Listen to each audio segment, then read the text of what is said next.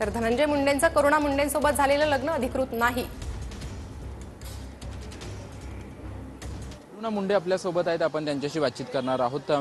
Madam, तुम्ही पोटगी संदर्भात जी याचिका केली होती त्याच्यावरती आज सुनावणी पार पडली। न्यायालयाने देखील त्यावरती पुढील तारीख दिलेली आहे। नक्की काय तुमचं एकंदरीत म्हणणं आहे, काय सांगाल? आज जैसे की न्यायाधीश साहेबांनी कुछ पुरावे सादर करण्यासाठी सांगितलेलं आहे, जे आम्ही येणारी 5 तारखेला करणार आहे। न्यायाचे पुरावे सादर करत असताना धनंजय मुंडे यांच्या वकिलांनी अनेक युक्तिवाद केले। त्याच्यामध्ये असं देखील त्यांनी म्हटलेलं आहे की करुणा मुंडे ह्या त्यांच्या पत्नी नाहीत, परंतु जी 2 मुलं आहेत ती धनंजय मुंडे यांची आहेत। यावरती तुमचं एकंदरीत काय म्हणणं आहे?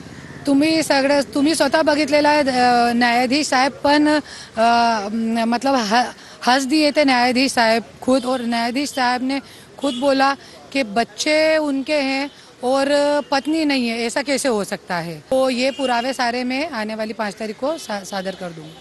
त्यांच्या वकिलांचं असं देखील म्हणणं आहे की तुम्ही आर्थिक दृष्ट्या सक्षम आहात, तुमच्या अनेक कंपन्या आहेत, तुम्ही निवडणूक देखील लढलेली आहे, तुम्ही इन्कम टॅक्स देखील भरताय, मग तुम्हाला पोटगीची काय गरज आहे, असा देखील वकिलांनी युक्तिवाद केलाय।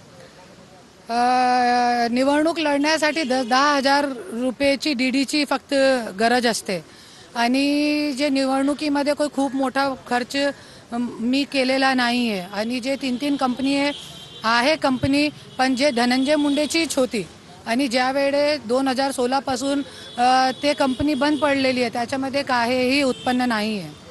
लग्नाचे पुरावे काही सादर करायला सांगितलेत 5 तारखेला, काय ते लग्नाचे पुरावे आज का नाही सादर करू शकलात तुम्ही, किंवा काय झालं त्याच्यामध्ये? काय हे माझे वकीलचा काहीतरी गैरसमज झालेला आहे, ज्या त्यांनी अगोदर सबमिट नाही केले, पण आज पूर्ण लक्ष देऊन माझी पण प्रकृती चांगली नाही होती, गेले 2-3 दिवस तो मी लक्ष दिला नाही, पण आता मी लक्ष देऊन ते पूर्ण पुरावे सादर करणार आहे। जसे की आमच्या जॉईंट अकाउंट आहे HDFC बँकमध्ये, धनंजय मुंडेची 1 कोटीची बजाज एलियन्सची पॉलिसी आहे, ज्याच्यावर मी नॉमिनी म्हणून, पत्नी म्हणून नॉमिनी आहे, आणि त्यांनी विल जे काय सांगताय स्वीकृतीपत्र आणि ते विल जे लिहून दिलेली आहे, त्याच्या सगळे पेपर पुराव्यावरती मी बायको आहे।